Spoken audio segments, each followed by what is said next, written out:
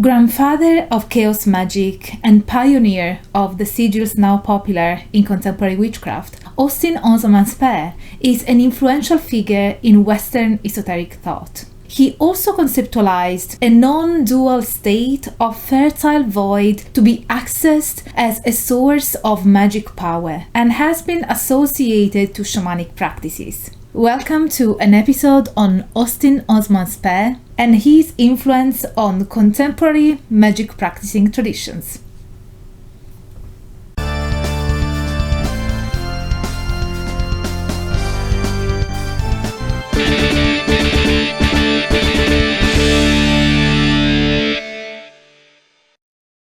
Hello everyone, I'm Dr. Angela Puca and welcome to my symposium. I'm a religious studies Ph.D. and a university lecturer, and this is your online resource for the academic study of magic, esotericism, witchcraft, shamanism, paganism, and all things occult. This video is a collaboration with my lovely friend and colleague Dr. Sledge, host of the channel Esoterica. Dr. Sledge focuses his scholarly attention on the philosophical foundations of topics in Western esotericism, including magic, Kabbalah, alchemy, and Hermeticism. So make sure to check out his video first, as he tackles a broad overview of Osman Spare and his esoteric thought, whereas I will be focusing on its relation to Western esotericism, chaos magic, and shamanism. On to our topic now.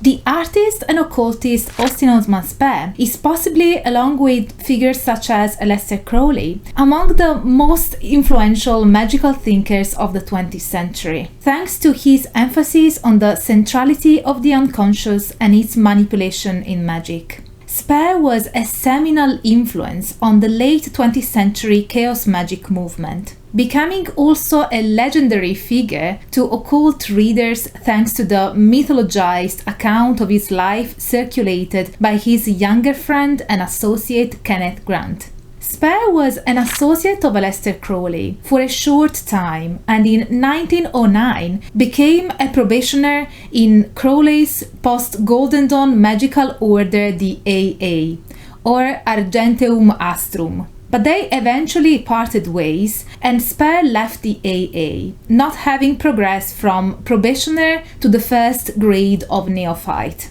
Crowley wrote on Spare's probationer card, "An artist cannot understand organization or would have passed." Crowley, a nicer guy you couldn't find.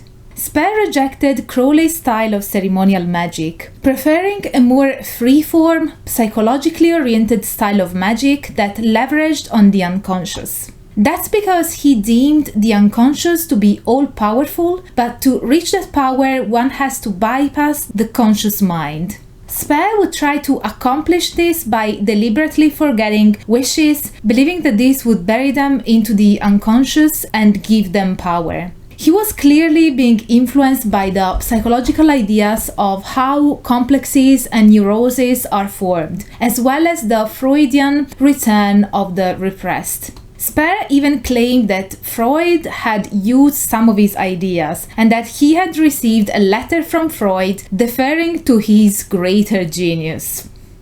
As Phil Baker explains, Spare's central method of communicating with the unconscious was through the use of sigils. These are graphic occult signs, similar to the seals used to represent and evoke demons, angels, planets, and other entities, a well-established tradition in Western magic. Yet, Spare sigils were not fixed seals, but graphic signs crafted by the magician. They are created by writing a wish in a simplified and affirmative form, removing the duplicate letters and combining those that were left into a design which was to be imprinted on the mind and then forgotten. Spare's inspiration for sigils was the artist's monogram, a stylized design of an artist's initials. This manipulation of the mind was the key to magic for Spare, as reported in his major work, The Book of Pleasure, Self-Love, The Psychology of Ecstasy, self-published in 1913. Spare's view of magic is an example of the psychologizing tendency of 20th century magic that we also find in Crowley's 1904 edition of the Goetia of Solomon the King, where he explains that spirits are really portions of the brain, so a spirit said to bring treasure is supposedly the part of the brain that governs business abilities. Spare's ideas of spirits and familiars extended to obsessions and automata, obsessions being derived from the spiritualist idea of obsession, when the obsessing entity or force is still separate as opposed to possession when the entity or force has taken over. And the concept of automata from the work of French psychologist Pierre Genet.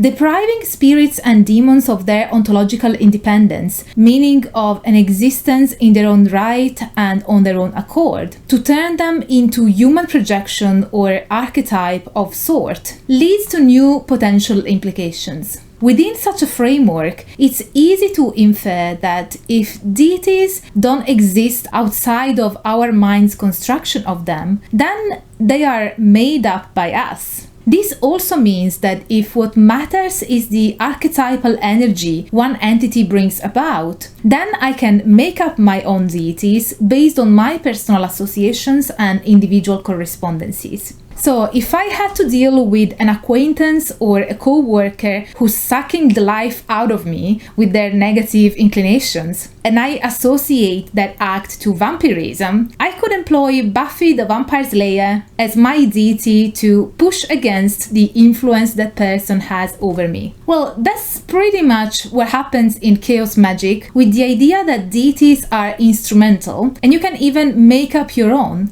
as long as they allow you to source from that specific unconscious energy you want to employ by leveraging on individual associations and correspondences. Baker explains that in the Book of Pleasure, Spare also wrote about the concept of Kia, something akin to the Tao and the Jungian pleroma. The Kia is both a fertile void behind or above all being, and something which can be tuned into as a higher state of consciousness, offering the non-duality of what Spare called the free or atmospheric I. Spare's ontology paired the Kia with the Zos, the bodily animal self with which he identified, and one way of uniting the Zos and the Kia in practice was the death posture, a quasi-yogic relaxation position, almost certainly deriving its name from the yoga term Shavasana, or corpse pose. So we have seen so far that the three major contributions to chaos magic from Spare's thought are the practice of sigil, the psychologizing of spirits and entities that may lead to even tailoring your own deities based upon your intended purpose, the rejection of ceremonial structures, and the concept that the source of true magical power is achievable by reaching a higher non-dual state of consciousness. The latter conjures to mind ecstatic experiences that are commonly included as essential in shamanic journeying, and indeed there have been speculations as to whether Spare's view of magic could be considered akin to that of shamanism, more specifically to the Western-born tradition of core shamanism. In an interesting analysis on the matter, Christopher J. Miles argues that considering Spare's thought as shamanistic is somewhat a misrepresentation of the theories presented in his work, because he is never claimed to have drawn inspiration from shamanism or to be a shaman himself. The material published by Kenneth Grant after Spare's death has emphasized and in some cases created a new perspective on Spare that sees his link with witchcraft as fundamental to his entire belief system, and further as a link back to an American Indian sorcery. Other writers have relied upon Grant's depiction of Austin Osman Spare and saw his alleged magic teacher, Mrs. Patterson's, who apparently also deflowered him, great way to learn stuff, Austin, along with his perception of witchcraft and the spirit guidance of an Amerindian sorcerer, as reasons to relate Spare to Western constructions of shamanism, particularly that of Harner's core shamanism, which advocates for shamanism as a universal universal proto-religion based on a series of transcultural techniques. However, Miles argues there's not enough evidence of any sound connection between Spare's concept of magic and shamanic practices. Indeed, techniques of ecstasy hold an important but ambiguous place in Spare's system of magical practices. The death posture is, for instance, a one-time only technique that frees the Kia in an ecstasy of self-love. Once someone has experienced this state, it is ever open to them. Yet, there are other quite simple ways of reaching the state of vacuity that Spare's magical practice of sigilization necessitates. Tennis and smoking are a couple, for example. Furthermore, Spare's spiritual journey is not like the shamanic journey, where you travel to the upper, the middle, or the lower world. These would be considered by Spare as fostering that sense of duality and separation that is necessary to overcome in order to reach the unity between the Zos and the Kia. So this is more a journey back to a higher self than a journey to explore the spirit realms. Spare's conceived unity between the Zos and the Kia is also defined as the journey of neither, as it goes beyond dualisms and separations of mundane lower self living. It would be possible to adopt a metaphorical interpretation and see the journey to the neither as a way of healing oneself, for it grants, according to Spare, the true freedom of self-love. But even employing this more healing-oriented interpretation, such a journey would still present these similarities with Harner's description of shamanic journeying, which is more aimed at gaining power and knowledge from the spirit realm in order to help and heal others, rather than journeying towards a non-dual state to achieve one's own higher state.